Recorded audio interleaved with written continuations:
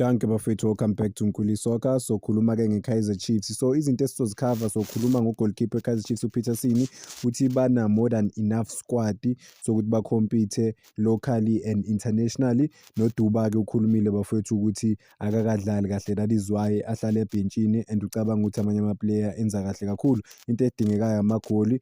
Abanye sizofocusa kubo bafethu Silva ukuthi is not doing himself ilokhu njani ifavor ngokuthi angashaya amagoli. Nokunye-ke nje engizokubala overall ngikhulume nangoMduduzi Shabalala nanokuthi why uShinga engadlali laphana ku-Kaizer Chiefs after abe ne-pre-season enhle kangaka. Welcome to Nkuli Soccer, njengoba bengishilo bafethu, nayi i-breakdown la sizochaza khona indaba ze-Kaizer Chiefs zonke.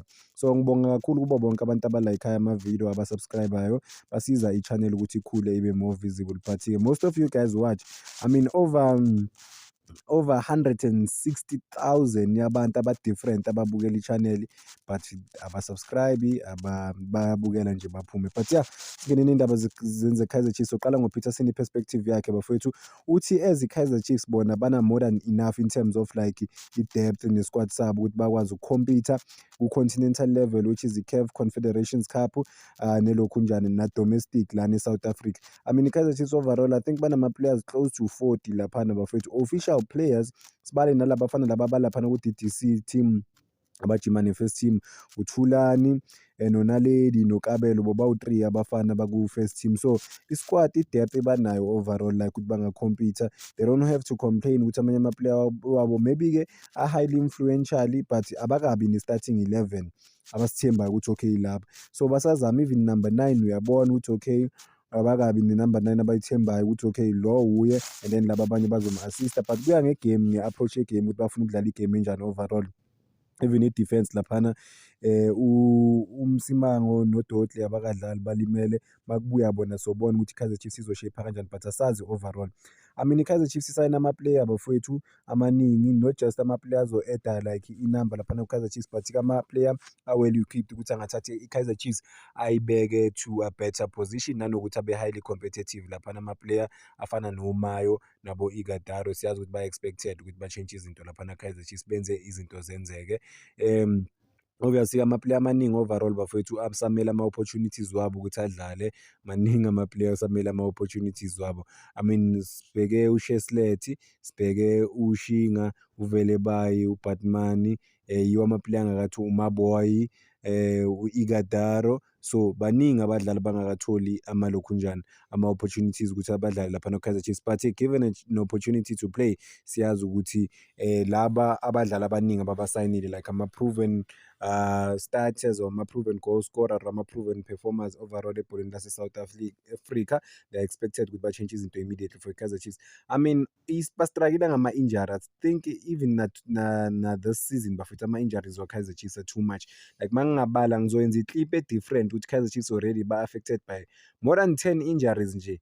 Mangibala wonke ama-injuries, ngibale nabayi-2 laba bangekho, kusho ukuthi ama-player u-10 or so abe on and off laphana ku-Kaizer Chiefs, nalabo plus uVelebayi noBatman ukuthi abakabi available laphana ku-Kaizer Chiefs, but soon they will be available or they're expected to play a major part laphana ku-Kaizer Chiefs.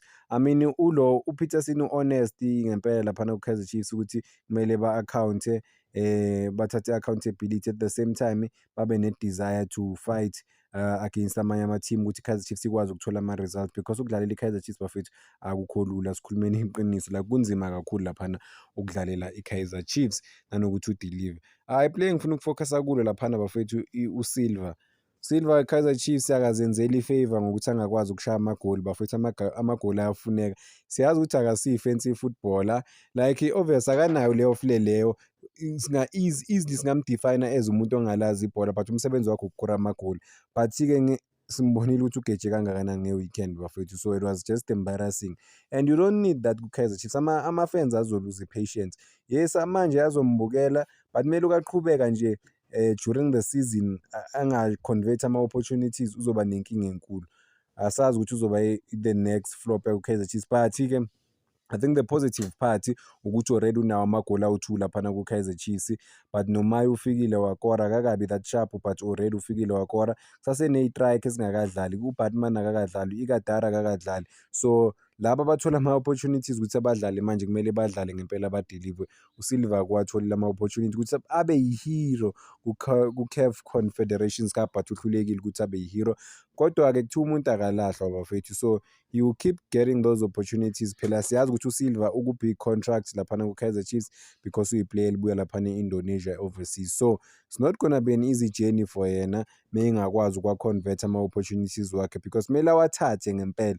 Every chance missed bafethu, ama-Kaizer Chiefs fanatics abhekile close, ama-die hard abhekile close and bazo-give up at some point.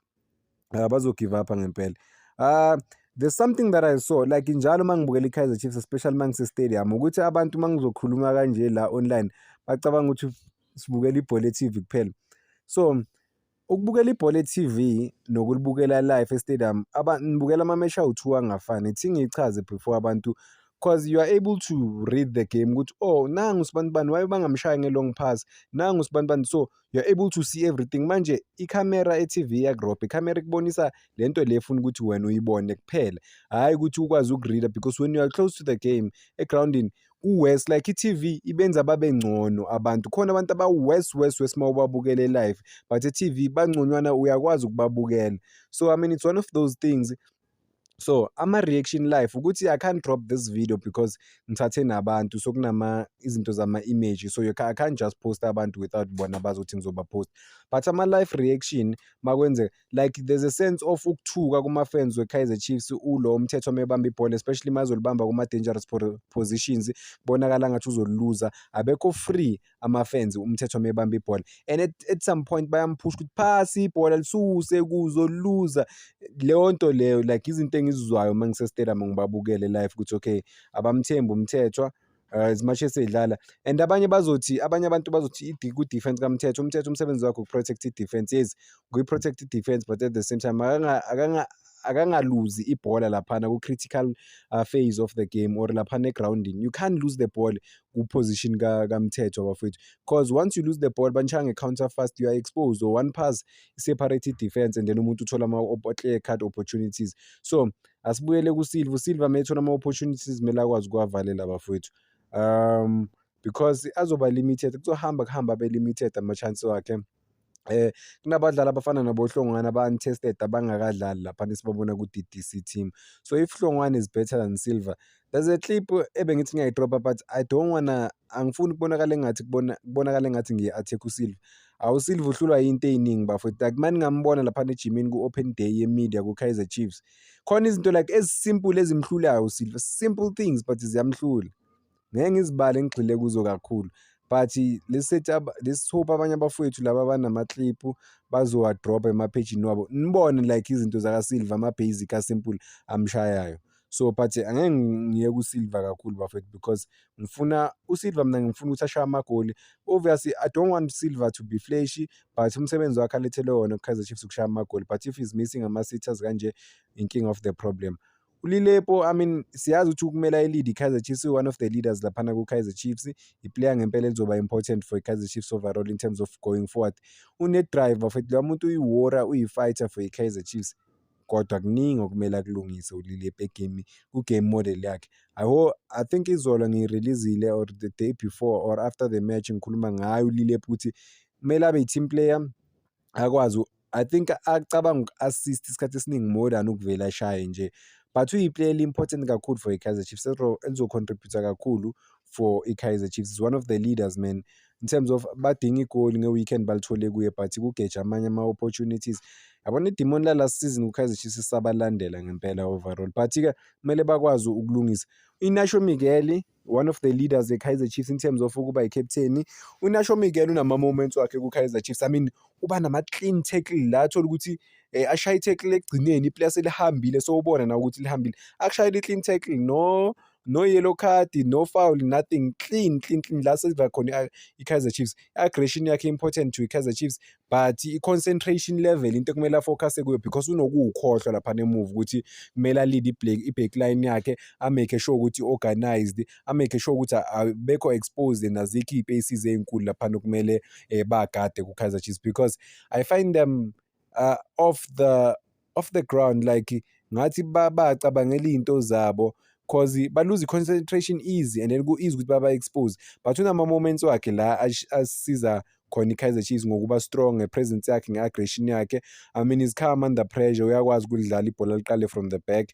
I mean, he's a modern age defender ukuthi uyakwazi ngempela ukuqala izinto emuva aphushe, nanokuthi-ke uyakwazi ukubathathela ama-penalty if abazi ukuthi ubani ozothatha i-penalty. Unayo leyo confidence ukuthi aye laphana phambili afike awashaye lawo ma-penalty lawo. U-fearless, i-intensity yakhe i-right, ikhona futhi ibaluleke kakhulu bafowethu in terms of like ukuthi baphushe bona ezilokhunjani i-Kaizer Chiefs i-defense babe-fearless.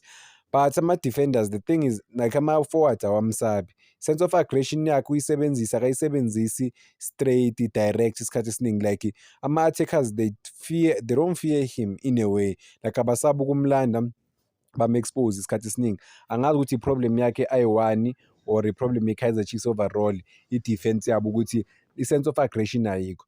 And then uKwinika is one of the leaders ye-Kaizer Chiefs. Unawo ama-moments wakhe, ama-good performances, unawo ama-off timing in terms of ama-tackles wakhe, but i-aggression yakaKwinika bazoyidinga on the continental level because they are pushing for things. They are trying to get to the next point, to the next phase, especially ngoba manje baya ku-second round, and then-ke mabangawina lapho baya kuphi straight to ama-group stages, so they cannot afford to lose le match lezayo. So kumele bakwazi ngempela ukumisela overall laphana, ba-make sure ukuthi bathola ama-results, especially at home, bakwazi ukuwashaya amagoli, hayi ukuthi e-home bashayele i-1. And lento le I mean, you can't afford ukuthi i-team like ulide nga-1-0, i-dangerous into yakhona. I mean, mangibabheka kuleya game leya, imagine if leya team beyikorile sokumele bakore 2, bebazoyithathaphi i-2 cause bagejile. Kaizer Chiefs bekumele ishaye boma-4-5 kuleya game leya, but man, yeah, it was not their day. Sithemba ukuthi ngelinye ilanga kuzoba ilanga labo, but overall uyabona ukuthi i-team lena mayingakwazi ukuhlangana nje idlale ezi-unit, i-team engabaluleka kakhulu, i-team engakwazi ngempela uku-challenger for yonke into in fact. But-ke konke kulele kubo. Peterson u-goalkeeper wabo nge-confidence ushilo ukuthi i-Kaizer Chiefs i-well equipped ukuthi i-challenge locally and international. Sobona ukuthi loko kuzophenduleka na. Asingeneni kuShinga bafowethu. UShinga uyi-impressile ku-pre-season, ngimbonile. The game I won't forget ileli bebadlala laphana eThekwini, badlala ne-Asante. Udlale kahle kakhulu, uperforme kahle kakhulu mfowethu. I think udlale 90 minutes if not close to 90 minutes kuleya game leya, aperforma kahle kakhulu, i-approve. But-ke this season asikakamboni at all. Simbonile ebhenjini for the first time because uMarco bengekho, wayithola. Bengicabanga ukuthi uzoyithola i-opportunity, especially mekulimala ulokhunjana u-Cross. Guess what, bafaka uMcCarthy kulesi sikhala lesi. Hhayi ziyakhala, but-ke I mean you can't blame the coach. Unama-tactic wakhe, uyazi ukuthi kumele adlalise bani nge-phases enje yegame, uyazi ukuthi obani abazo-contribute. But it's sad ukubona uShinga after ama-good performances wakhe laphana ku-pre-season abe kule situation le akuyo at the moment. But-ke indoda iyabekezela, sithembe ukuthi nje kuyoba ngcono ngelinye ilanga, uyokwazi ukuthola ama-opportunities cause I mean kulimala ama-left back awu-2, uCross ulimale egemini, uMarco ulimale ejimini so, but akekho available. But still wena ungadlali, prefer omunye umuntu. Asisho ukuthi uMcCarthy akadeserve ukudlala i-left back. uMcCarthy well equipped ukudlala i-left back, akusiyinto vele emhlulayo uMcCarthy, and uyakwazi ukudrifta asize laphana i-back 4, umdlali ngempela obalulekile ku-Kaizer Chiefs. But Shinga, where are you? The fans are expecting you to play. I mean kune-public outcry ukuthi bapho Shinga, but-ke very soon we'll get to see uShinga edlala, kaze uyokwazi ukuyithatha na i-opportunity le abazokwazi ukumnika yona, ayithathe and akwazi ukuyisebenzisa or uzodlala ngayo. Konke kulele kuye overall uShinga.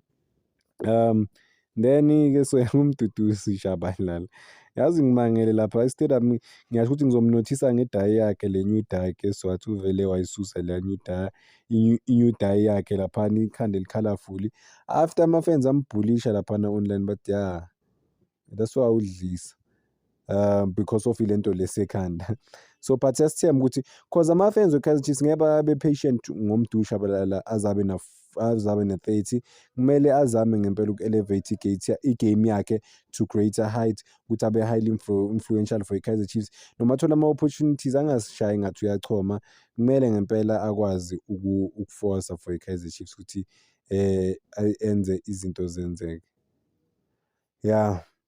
So ivala nje summary yakhona bafethu overall Peterson njengoba ashilo ukuthi yeah i-Kaizer Chiefs kumele iziprove ngempela nanokuthi they are well equipped ukukhompyutha for zonke izinto ey'khona internationally, locally. What's next for Shinga?